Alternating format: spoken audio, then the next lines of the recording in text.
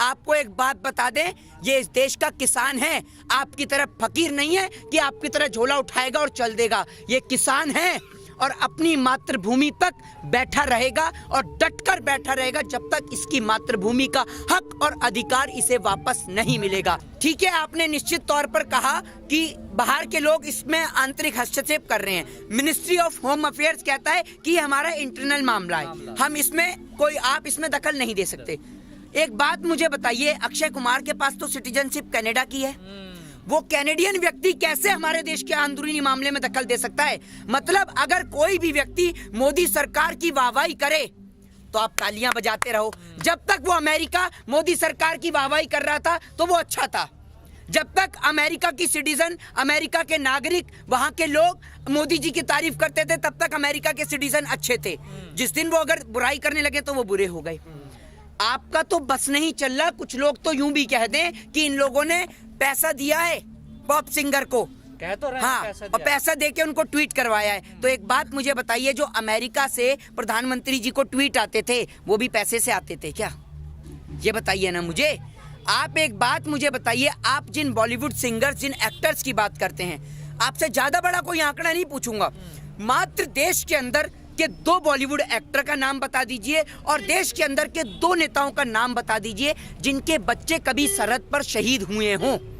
बता दीजिए आप मुझे। मैं आपकी बात से पूर्ण रूप से एग्री, बिल्कुल ठीक है आपकी सारी बात। मुझे बता दीजिए 2 बॉलीवुड स्टार्स का नाम। ये कोई फिल्म की शूटिंग या मूवी की शूटिंग नहीं चल रही कि आपने सरदारों का गेटअप ले लिया या आपने फौजियों का गेटअप ले लिया तो आप फौजी बन गए। माँ अपने कलेजे पे पत्थर रखकर, सीने पे पत्थर रखकर अपने बेटे को सरहद की हिफाजत करने के लिए भेजती है और उसका बेटा तिरंगे के अंदर लिपट के आता है, जिनके बेटे से आप तिरंगे का सबूत मांग रहे हैं। और उनके पिता, जब उनका बेटा सरहद पे शहीद होता है ना, तो उनके पिता आंसू नहीं बहाया करते, बल्कि छाती चौड़ी करके कहते हैं कि मेरा बेटा देश के खातिर शहीद हुआ है। आपके कोई ये बॉलीवुड फिल्म की शूटिंग नहीं चल रही। और आप एक बात बताइए, ये तो किसान है ही नहीं, हम तो आतंकवादी हैं, टेररिस्ट हैं। सारे किसान तो वहाँ पार्लियामेंट में पहुँच गए। हेमा मालिनी को देख लीजिए, वहाँ मुंबई पहुँची हुई है ना। मुंबई के अंदर मुंबई की जनता का पेट भर रही हैं। पहले फ्लोर पे गन्ना उगा रही हैं और दूसरे फ्लोर पे ज्वार उगा रही हैं, तीसरे पे मक्का उगा रही हैं, है ना। यही चल रहा है ना, क्योंकि असली किसान तो वही हैं। तो आप ये सोच लीजिए ना, और पार्लियामेंट में पहुंच गए सारे किसान। तो यहाँ तो किसान जवान ना किसान। मोदी सरकार के लिए 3-4 उद्योगपति ही हैं भगवान, ये आप बात समझ लीजिए। 2.5 महीने से ज्यादा चलते इस आंदोलन के दौरान 170 से ज्यादा देश के किसान भाइयों की शहादत। इसके चलते देश की सरकार ने आखिर क्यों मौन धारण कर रखा है? सरकार अपने मौन को और अपनी चुप्पी को कब तक तोड़ेगी? सरकार की मौन और चुप्पी के कारण लगातार देश के किसान भाइयों की शहादत होती जा रही है। दिन प्रतिदिन बढ़ती ठंड के दौरान, दिन प्रतिदिन हो रही देश के किसानों की सुसाइड और आत्महत्या के दौरान ये आंकड़ा दिन प्रतिदिन बढ़ता जा रहा है और देश की सरकार इसकी ओर ध्यान केंद्रित नहीं कर रही है। देखिए, अगर हर चीज का समाधान बातचीत से निकल जाता ना, आप जिस तरीके से लोकतंत्र के अंदर, डेमोक्रेसी के अंदर लोगों से उनकी आज़ादी, उनकी बोलने की आज़ादी, जिसे हम बोलते हैं राइट टू स्पीच, यानी अभिव्यक्ति की आज़ादी, जो आप छीन रहे हैं ना, और देश के अंदर जो तानाशाही आप कायम करना चाह रहे हैं, वो कश्मीर से कन्याकुमारी तक पूरे भारतवर्ष का हर एक नागरिक देख रहा है। आप क्या समझते हैं जब आप बिहार के अंदर बोलते हैं कि भैया अगर कोई प्रोटेस्ट में जाएगा, प्रदर्शन में जाएगा, तो उसे सरकारी नौकरी नहीं मिलेगी, तो क्या ये देश नहीं सुनता? पूरा देश सुनता है। फर्क सिर्फ इतना है कि कोई आपकी आवाज को बोलने के लिए तैयार नहीं है, क्योंकि या तो आप उसके पीछे NSA लगा देते हैं, या फिर आप उसके पीछे UAPA लगा देते हैं, या फिर अपनी CBI लगा देते हैं, या अपनी ED लगा देते हैं। भारत देश का संविधान, भारत देश का कॉन्स्टिट्यूशन हमें आज़ादी देता है राइट टू स्पीच और राइट टू फ्रीडम की।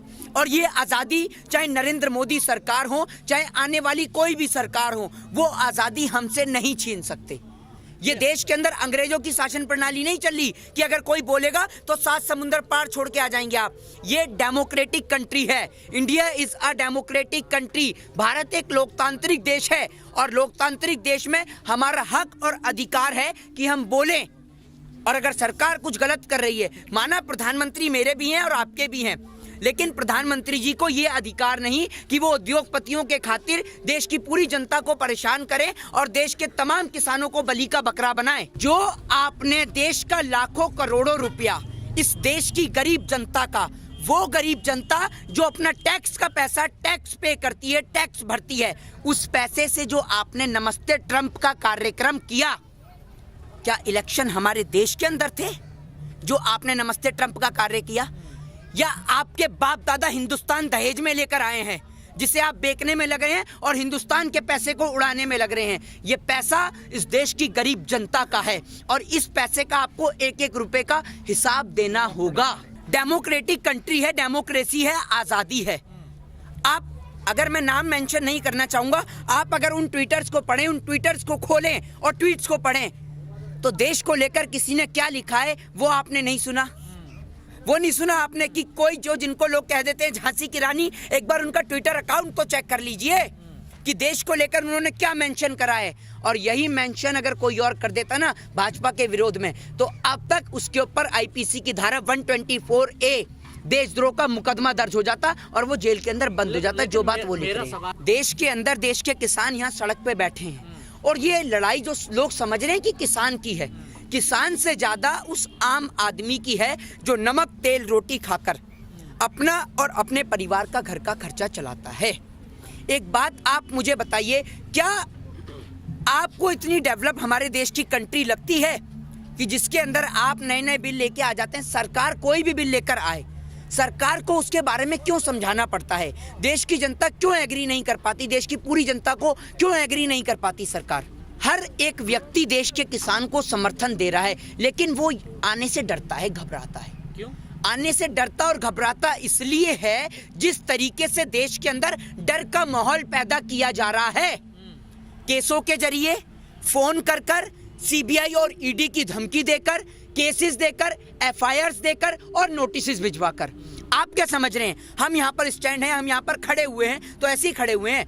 हमारे पास दिन में 1 से लेकर 1000 थ्रेड कॉल्स आती हैं और एफआईआर से लेकर कंप्लेंट तक मैं दर्ज करा चुका हूँ, लेकिन कोई कार्रवाई नहीं होती। लेकिन आप क्या समझ रहे हैं, पूरा देश जानता है हम भाजपा की नीतियों का खुले शब्दों में और कड़े शब्दों में विरोध करते हैं और करते रहेंगे, क्योंकि अगर आप गलत नीतियां बनाएंगे तो आपके पास कोई हक, कोई अधिकार नहीं है। माना आप प्रधानमंत्री हैं, आप माना कि इस देश के आप चालक रहे हैं, पर आपके पास कोई हक, कोई अधिकार नहीं है कि आप इस देश की गरीब जनता को परेशान करें, तंग करें या उसे परेशान करने का कार्य करें। आंदोलन जीवी नहीं परजीवी उन्हें बोला पैरासाइट्स। पैरासाइट्स आपको पता है किसे कहते हैं? आपने उन्हें बोल तो दिया कि पैरासाइट्स। आप जानते हैं पैरासाइट्स का मीनिंग क्या होता है? या आपको पैरासाइट्स नजर आ रहे हैं? आपको ये आंदोलन जीवी नजर आ रहे हैं? मतलब आप जब आंदोलन करते हैं तब आप पैरासाइट्स नहीं होते। आप जिस उत्तराखंड के अंदर डिस्कवरी की शूटिंग पर जाते हैं, जब उसके अंदर भूचाल आता है, जब आप पूरा देश क्या समझते हैं, देश के लोगों को भूलने की आदत है। आपको याद होगा जब हमारे देश के जवान शहीद हुए तब महोदय डिस्कवरी की शूटिंग में व्यस्त थे, ठीक है? और आज जब उत्तराखंड के अंदर तबाही मची तब महोदय व्यस्त हैं कहां पर?